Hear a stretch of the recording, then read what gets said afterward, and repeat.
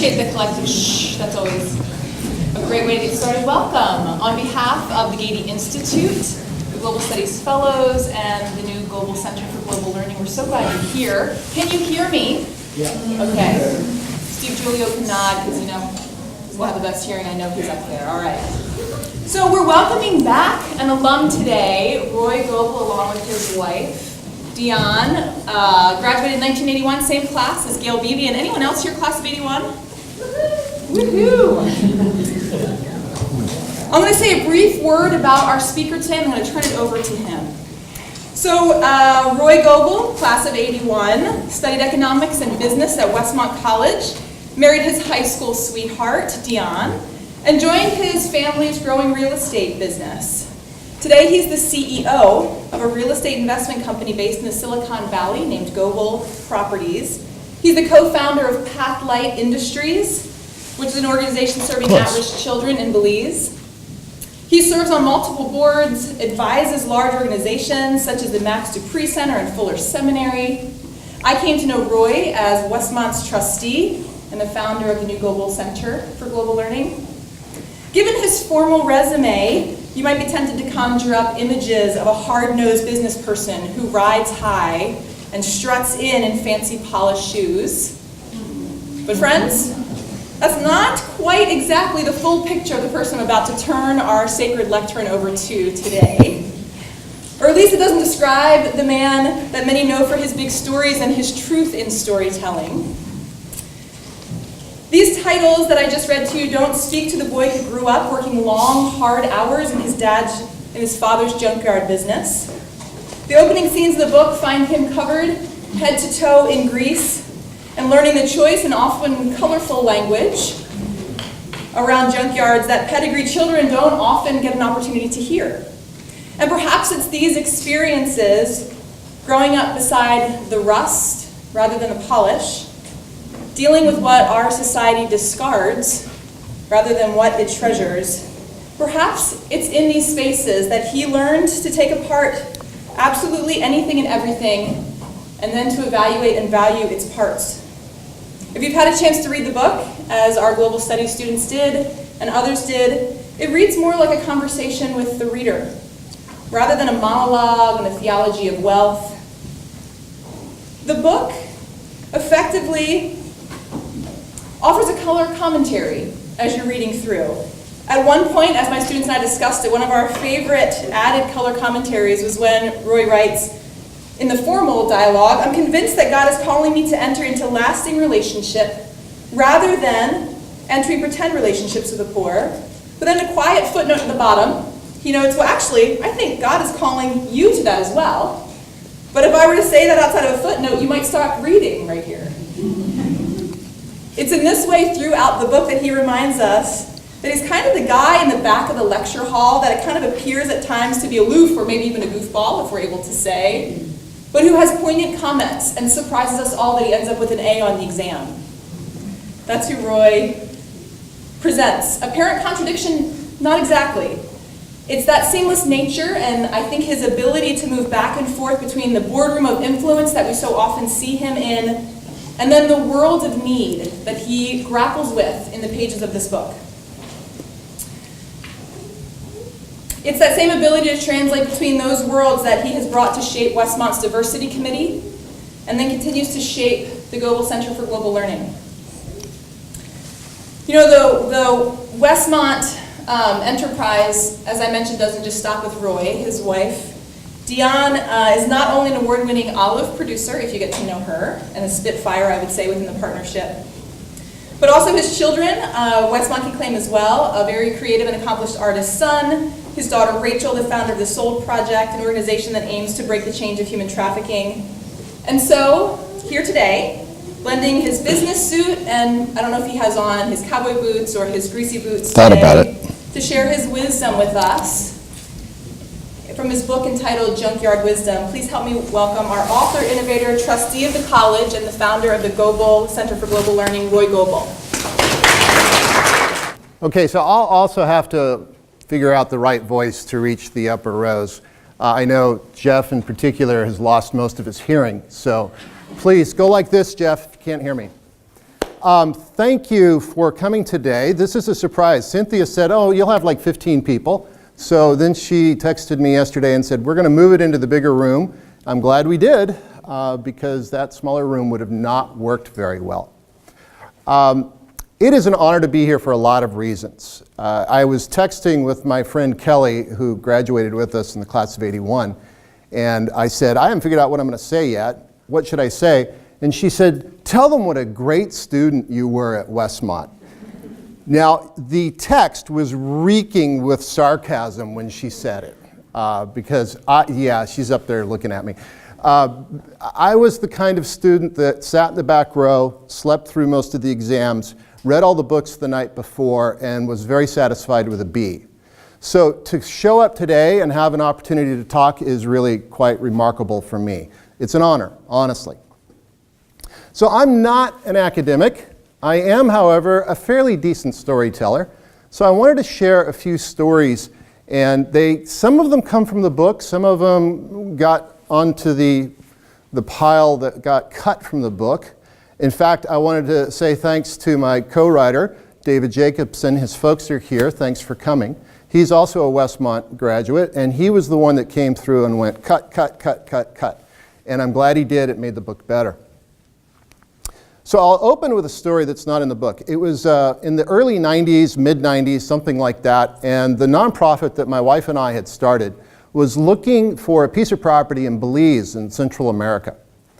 And we had gone down there and we had gone from one end of the country to the other looking for just the right piece of property to open what amounted to a church camp. It kind of morphed into a campus property where we had a semester program for college students. But we couldn't quite find the right one. And then, out of the blue, and much to my surprise, a friend stepped up and said, well, I'll go down and look for you. Okay, great. So my friend Kirk and his wife Irene flew down there, and they started hunting. One evening, I got a phone call from a somewhat frantic Kirk saying, you've got to get down here right now. I found the perfect property, and you've got to come. I said, well, what's the rush? And he said, well, the owner said that somebody else wants it, but he likes what we're going to do with it, so if you'll come down and buy it, he'll give it to you. Or not give it to you, but sell it to you cheap. I wish he'd given it to me. It actually didn't cost much. It was something like $200 an acre, so we're not talking about big money here. I said, well, all right, I'll fly down as soon as I can. The problem with last-minute flights is, they take you all over the place, and there's no easy way to get from San Francisco to Belize. So I ended up on this terrible flight that left SFO, went to LAX, flew to Chicago, flew to Miami, flew to Belize. And it was terrible. And it was an overnight, so I ended up like 5 hours in Chicago O'Hare trying to find a comfortable bench to sleep on.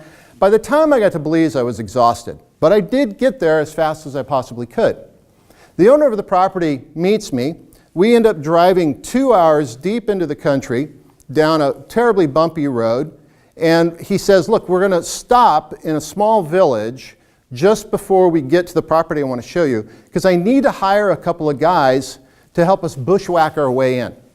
Literally machetes in hands. Okay, great. So we stop in this village. The village is still there. If you ever want to go to Belize, let me know. Come on down. I'll show it to you. And we stop, and he has really bad Spanish. I have almost no Spanish. He has bad Spanish. But he manages to explain what we need. And two guys that looked very Mayan said, okay, great, fine. And they hop in the back of the car. Off we go. We drive another 15 minutes further into the jungle. We get out. This is gravel road. We get out, and he goes, right here. I'm looking around like it's all canopy everywhere you look. I'm going, it all looks the same to me. It all looks green. I don't get it. But okay. These two guys go at it, chopping away, chopping away, chopping away. I'm following them. I'm doing a little bit of chopping, but honestly, I'm worthless next to these two guys we hired. Now, mind you, it's like 1,000 degrees outside. It's 100% humidity, or so it seems. I have not probably had anything really good to eat, just travel food type stuff. I didn't sleep that night. I was exhausted. So at one point I said, I just need to stop. Great. Guy was very understanding. We sat down. And he goes, so why are you so tired? And I explained, well, I did this flight from San Francisco to LA to Chicago to Miami. In that moment, when I said Chicago, the two Mayan guys turn and they look at me. And I'm kind of, well, maybe they have Chicago is a word many people have heard, maybe they know people. And without missing a beat, they look at me and they go, the one guy goes, "You were in Chicago last night?" Okay, so that floored me right there because I didn't think they spoke English at all. And I sat there going, okay, am I hallucinating this? I know I'm tired, but it was like perfect English. And I said, well, yeah, I was. I flew through. And he goes, well, did you hear the news? No, what news? Mind you, these guys come from a village with no electricity, no running water, no radio, no television. They're out in the middle of nowhere. And they had news for me about what happened in Chicago. I said, no, what news? And they said, Michael Jordan unretired and scored like 23 points in the game last night playing for the Bulls. I just sat there going, okay, that is truly a small world, isn't it? I mean, that was when, I was born in what we now call Silicon Valley. Back then it was all fruit orchards. But I grew up in that environment, and it was a crazy place where globalization happened there faster than almost anywhere in the United States. So globalization wasn't a new concept to me. It wasn't this new idea. But in that moment, I realized these two Mayan guys who did speak Mayan were talking in Spanish to each other, English to me, and giving me NBA sports scores. Small world. That hit me at that moment. In that brief moment, before we all stood back up and went chopping back into the rainforest, I realized we're neighbors. They live a long ways away, but we're neighbors. That word, neighbors, has a really rich, deep, powerful meaning in our faith. You're all familiar, I'm sure, with the story of the Good Samaritan. This sort of smart attorney type finally gets his moment before Jesus, and he asks a really dumb question. Now, there's a lot of cultural ramifications to it, and I know that, but to me, reading it as a guy that grew up in the Junkyard, I read it as, boy, this guy had his moment in the sun, and he asked a really stupid question. How do you get eternal life? And Jesus looked at him and said, love God and love your neighbor, and full stop. The guy, being somewhat embarrassed, goes, yeah, right. But then who's my neighbor? Thinking, aha, this is the Trump question. And then Jesus tells the story of the Good Samaritan, the person that was injured and robbed on the road to Jericho, the two people that passed by, then the Samaritan picks him up, takes him to the hotel, pays the innkeeper. By the way, in that story, I identify with the innkeeper. I kind of like the idea of getting paid for something out of this. And just being, a very different definition of what neighbor meant in that parable. I don't know that the guy expected that answer to his question. I'm sure he didn't. Nobody did. But it really was kind of a dumb question. Thank God for dumb questions. Because that moment, we got a story that we still just embrace and love today. Who is our neighbor? In that moment, for me, the neighbor were the two guys from the small village who wanted to talk about NBA scores. All right, so from Belize, or Israel, wherever we were, I'm going to jump over to Zimbabwe and tell you another story. I was invited to Zimbabwe by two people that were starting a church camp for kids. And they said, why don't you fly out and just give us your wisdom, your advice as a person who understands real estate. I'm laughing going, I understand real estate in Zimbabwe, but okay, whatever. So I fly out there with a friend, and we fly to Harare, and we meet them at the airport, and they had just bought a new van. They were missionaries on a missionary budget, and their new van was probably about 15 years old, but it was new to them. They were real excited about it. So we all climb into the van, and as they're driving through Harare, they're picking various people up, people that they were friends, or maybe from their church, or maybe on their board for their organization, the nonprofit. And then we hit the road, and we go south, and it was going to be like about a 6-hour drive in this van, and we're heading south, and you kind of leave the city behind, and then you leave the little huts behind, and then you leave the established farms behind, and then you get out into the middle of nowhere, and it was beautiful. It was Africa. I mean, how could it not be beautiful? And I was really enjoying the conversation with the people in the van. And then as we came around the corner, we came to this thing that was this giant compound. And it was like 15 acres that was just completely surrounded in razor wire with one little building. And they had towers on the edges and the whole thing. And I'm kind of looking at it going, well, it kind of looks like a prison, but it's just one little building. So I couldn't figure it out. And so I asked the woman next to me, who was this brilliant member of their board, what is that? And she said, well, that's the notorious, and I apologize, I can't remember the name of the prison, but that's the notorious whatever prison. I said, why is it notorious? Well, that's where Mugabe, the president for life, sends his political enemies. And it's entirely underground. And they don't come out. So there was like this shudder, this just sort of cold feeling that went through the van, and all I could think of was, hit the gas, let's get out of here. Let's get as far away as possible. Unfortunately, as I thought that, I heard a thump. We were about a quarter mile past the prison, and the car broke down, the van, the new van that they were all so proud of. We get out, we pull it over the side of the road, we get out, we look up underneath, and the entire drive line, if you know cars, it's what powers from the transmission to the rear tires. The entire drive line was twisted and broken, and it was a mess. We weren't going anywhere. And we were broken down on the side of the road in the middle of nowhere, a quarter mile from one of the most infamous prisons in all of the continent of Africa. And I'm thinking, this is not good. This is not good.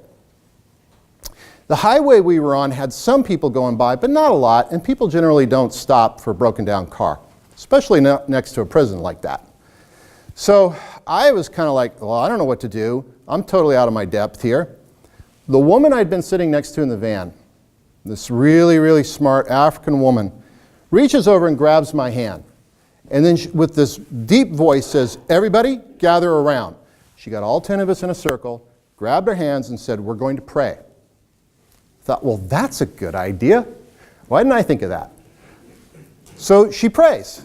It was about a 5-minute prayer, very powerful. Very sort of goosebumpy kind of moments. She stopped, looked up, hadn't solved anything, but we all felt a lot better. And within 30 seconds, a pickup truck pulls over on the side of the road. And this guy gets out, and I swear to you, he looked like a character from 1930s Midwest farming community. He had the overalls, he was Afrikaans, so he was white. He had the overalls, he had the straw hat, the whole thing. And he comes up and he goes, you guys look like you have problems. Yeah. And he goes, well, I have a tow bar, so I could take you over to my farm, which is about 30 minutes away. And when we get there, I have a big house, so there's plenty of room for all of you if you need to spend the night. And you know, this van, I've got one just like it out back, and I'm pretty sure it has the part you need to fix it. We ended up spending the night with him, getting dinner, getting breakfast the next morning. He and my host worked several hours that night to get the thing running, and we were off the next day. In that moment and in that story, I was the person that had been robbed on the road to Jericho and beaten because I was vulnerable and needed help. And this Afrikaan pulls over the side of the road and became the Samaritan. He was there to help. You know what I love about that story, the Good Samaritan, is there's a lot of characters in that story. There's Jesus, of course, who we all aspire to be. And then there is the smart attorney with the dumb questions. And then there's the person that's hurting on the side of the road. And then there's the two people that pass him by. And then there's the person, the Samaritan, that actually does stop and help. And then there's the innkeeper. There's a lot of people, actually think about it, a lot of moving parts for Jesus to come up with that story pretty quickly. And what struck me was that we tend to identify with the Good Samaritan, don't we? We tend to kind of think, we're going to be that person. Because that's that's the hero in the story. And we tend to think we're going to identify with that. Unfortunately, we don't always identify with that, or we shouldn't. Let me tell you another story. We're going to move from Zimbabwe. I was going to talk about Myanmar, but I'm looking at the clock. I think we're going to skip Myanmar. It's a long story. Oh, never mind. I'll tell you anyway. All All right, so my daughter, as Cynthia pointed out, works in an anti-trafficking program in northern Thailand. One of her big challenges is that people from Burma, or Myanmar, same thing, I'm going to use them interchangeably, depends on your political persuasion. People from Burma cross the border into Thailand looking for work. They have kids, those kids aren't documented, they can't go back to Burma where they're not welcome, and they can't be registered as a Thai national. So they're kind of in this terrible nowhereville. That child becomes highly, highly susceptible to trafficking. So my daughter wanted to go to Myanmar and learn about this and meet people that were living on the border and what's it like. And this was just her crazy idea of fun. I go, okay, I'll go to Myanmar with you. It sounds fun. It helped that my daughter's pastor had been going to Myanmar for many years and had pretty good contact there. A guy who was absolutely amazing. This guy, he's like the Billy Graham of Myanmar. And Myanmar has like 1% Christian population. And it's probably all through him. So we fly to the main airport. We get a van. I'm in another van again. A lot of vans in my life. We get in the van, we drive due west towards the Thai border, and we stop in this mid-sized town. It's about the size of Santa Barbara. We stop there and we meet this guy, and he's phenomenal. He's got like house churches all throughout the region, and he's running like a daycare center, and he's got restaurants. He's got a brick and mortar business. I mean, this guy's like this super entrepreneur doing all these different things, and virtually no U.S. support at all. It's an amazing story. So we're hearing this, and we're also impressed. And my daughter's talking to him. He speaks English, by the way. And my daughter's talking to him about the things that are happening in Thailand, happening in Myanmar, and they're doing their professional thing. I'm just there as eye candy. I don't have any other purpose. So I'm listening to this, and then he goes, hey, how about we go to a church service tonight? Sounds good to us. So off we go. And he said, oh, bring your flashlights. Okay. So we drive a little further out. We actually leave the city limits, go outside, not too far outside of the city limits. And he said, grab your flashlights, and we're going to go. So we start walking down this sort of grassy rice field that turns into a little bit of a hill. It's really pretty, but it's also really dark. So we're using the flashlights. And we come across a little tiny village of about 4 bamboo huts. And they are all people that have gathered from the south of the country, the north of the country. In the south, they'd been hit by a tsunami. In the north, they were dealing with civil war. And people right there on the border. And they were all living in this little community of 4 bamboo huts. And they were all believers. It was really astonishing. So I realized quickly that everybody's about this tall, and I'm probably the biggest person for about 200 miles. Promptly climb into their bamboo house and put my foot right through the bamboo. A little embarrassing. Classic, great, big, white American story. But they were gracious and kind and loving. We sit down and they begin to worship. I didn't understand a word of it except for what our friend could translate periodically. My daughter understood a little bit because a couple of people in the room spoke Thai, and she speaks Thai. So that was kind of cool. But I was sitting there just absorbing the fact that I'm thousands of miles away from home, and I'm welcome in this home where we can talk and share about Jesus. It's a powerful moment. I'd had other experiences like that, but I think that was the moment when it clicked for me. You know what? In this big globalized world that we live in, you know what the most globalized institution of all is? The church. We've been globalized since Paul said, I think I'll go to Rome.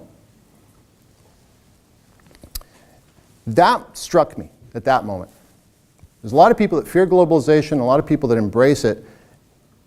As followers of Christ, it should be old news. We've been globalized for a couple thousand years. All right, so from Myanmar, I want to now travel to Hawaii. Don't we all? I was doing a real estate deal in Hawaii. And my consultant, who was also a friend, said, look, if you're going to do a deal in Hawaii, you need to understand something about Hawaiian culture. Makes sense?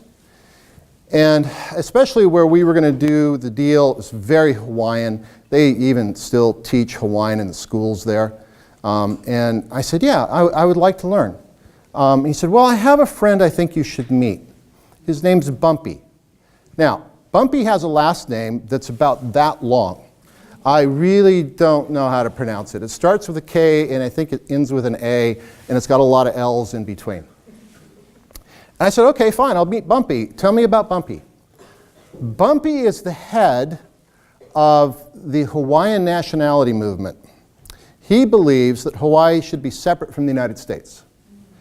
He believes that he is a direct descendant of King Kamehameha, and that he, or at least one of his relatives, should be king or queen of Hawaii, and the U.S. should be out. Now, I love Bumpy, but I read that and kind of went, that makes no sense to me. So I started studying it, and I was prepping for it when all of a sudden the date came where I am actually supposed to go and meet Bumpy. Frankly, I was a little intimidated. He's been in prison multiple times. He's a radical. I mean, he's the kind of guy that makes life for me as a real estate investor kind of uncomfortable. So I fly to Kahului Airport in Maui. This is pre-9/11. He meets me at the gate. The consultant who knows both of us introduces me. I put out my hand and say, hi, I'm Roy Goble. He puts out a hand that it felt like it was that big.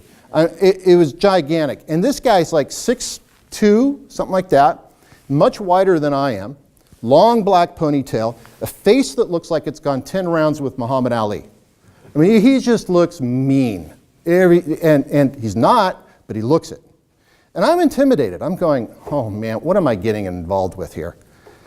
So he doesn't really say hello. He just shakes my hand, turns around and starts walking to the car. I follow. We all get in the car. We drive over to the conference room. We go into the conference room.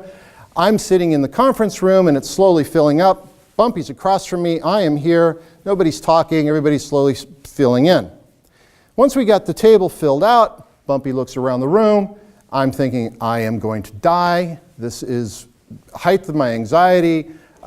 He's clearly not friendly. This real estate deal's not going to happen. I could see all kinds of bad things coming out of this meeting. Bumpy looks around the room. Everybody here? He says it much deeper than that.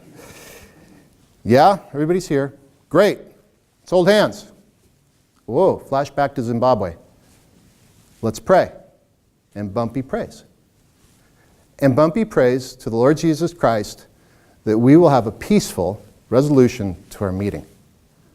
And goosebumps go up and down my spine again. I thought, wow, kingdom of God is amazing. The kingdom of God is amazing. We did have a successful meeting. We did not leave agreeing on everything, but we did leave loving each other. And we agreed on more than we disagreed. And we just sort of said, we'll leave it at that. That's Hawaii. We're going to go one more place. We're going to go to Haiti. I flew to Haiti shortly after the U.S. invaded in the mid-90s. So the place was kind of chaos. And I was flying there on behalf of the nonprofit that my wife and I had started, and we were looking for ways to collaborate with other people and do good work in Haiti. In that role, I saw myself, if you were asking me, I was the Good Samaritan. I was the one coming to Haiti to help. And I did. We made some good deals with the folks that were there, came up with some really creative ideas, and some good work is still going on, actually. So I met with them for, I think it was 2 or 3 days. And on the last day that I was supposed to leave Haiti, they said, look, you haven't even seen downtown Port-au-Prince. We should go to downtown Port-au-Prince and I'll show you what is there. Great, I said. I'll be a tourist for a morning and then I'll fly out. So they actually showed me a few things and then they dropped me off at a certain place and they said, look, we got to go run some errands, walk through this area, around over here is the presidential palace, you got to see that, and then we'll meet you at such and such a place. Fine. So I'm walking around Port-au-Prince by myself, taking in the sights, kind of being a tourist. All right, so I'm walking down the sidewalk, admiring the presidential palace, and about 50 feet away, I see somebody in a prone position lying on the sidewalk. They are literally in a fetal position. Their knees are up, their arms are like this. They are blocking the sidewalk, busy road, and I'm going, great. Can't walk around them, kind of odd to step over them. You know, I wasn't the Good Samaritan in that moment, was I? I was looking for a way to get out of this. All right, we're going to pause the story right there because a lot of you need to know that in Haiti, everybody wears t-shirts. They're cheap, they're easy, don't have a lot of money to buy nice clothes, so you get a t-shirt. You often get them from World Vision or Salvation Army or somebody like that. So we all buy t-shirts, and how many of us have ever bought a t-shirt because we thought it was funny on the front? You buy it, you wear it, and then it's not so funny anymore, you give it away. Goodwill sells it to somebody, they get tired of it, it gets given away. Eventually, believe it or not, if it can be worn, it gets in a great big ball and or square and packed up literally with wire around it and shipped to places like Haiti. Haiti gets bombarded with stuff like this because they're so close to the United States and they're the poorest nation in the Western Hemisphere. So everybody wears these hand-me-down, hand-me-down, hand-me-down t-shirts. I saw one guy, kind of a buff-looking young guy, and he was wearing a bright pink t-shirt that said, "I'm a rootin' tootin' cowgirl." He had no idea what it said, right? He didn't speak English. He just knew I got a free t-shirt. Moments like that test all of your cross-cultural skills, where I just wanted to bust out laughing and going, oh, it's not a good idea to laugh at that moment. All right, so back to the story. I'm walking along the sidewalk, and there off in the distance, I see a guy in a prone position, curled up in a ball. As I get closer, I can see why he's laying down on the ground. He basically has no feet. It might have been a birth defect, might have been an accident, I don't know. But it's kind of like, granted now, I only glanced at it one time, and this was some 20 years ago, but it was kind of like the toes had grown inward like that. So he had these little stumps for feet. There's no way this guy could walk. No wonder he was laying on the ground. And it really broke my heart. You know, I was like, oh man. Talk about flashbacks to the Good Samaritan story. So I'm thinking, all right, what do I do? How do I help? What difference can I make? I've got a plane to catch soon. I got to get out to the airport.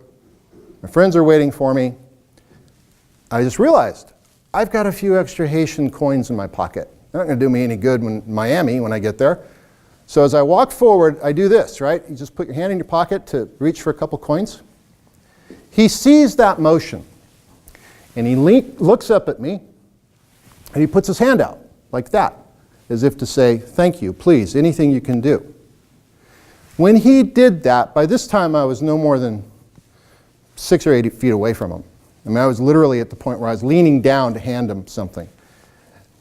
I looked, and there was his t-shirt. And in that moment, my heart broke for the poor, because the t-shirt he was wearing said, "Shop till you drop."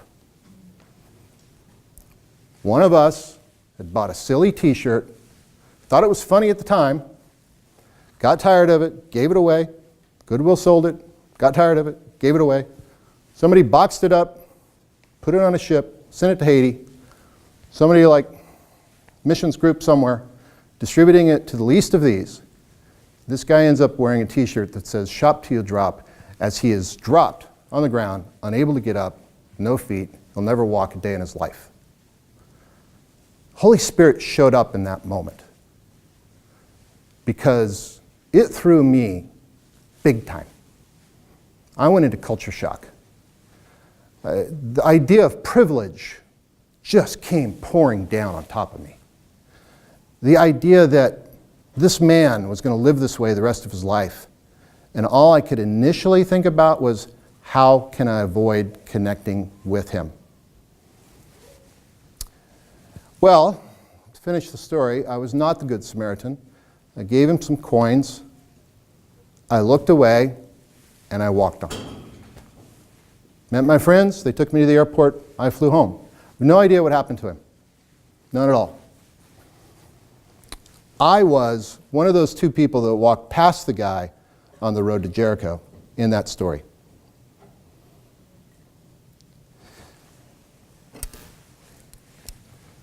When we think about that story, the Good Samaritan, we so immediately want to go and identify deeply with the Good Samaritan. The truth is, some of us are the overeducated attorney asking bad questions and getting brilliant answers. And some of us, at various times in our life, are the people that walk on by and try to avoid the conflict. Others, yeah, we're the Good Samaritan. Still others are trying to find a way to keep an end going and aren't really thinking about it all that much. The truth is, and this is for those of you that are students, those of you that have your whole life in front of you, the truth is that various points in time in your life, you're going to be every single one of the characters in that story. And you're going to have to live with that tension. And it can be whiplash-like fast between when you're the Good Samaritan and you're the stupid attorney, or you're the person that walks on by. It can be whiplash fast, like all in the same hour sometimes, which has happened to me in various places around the world, including at home.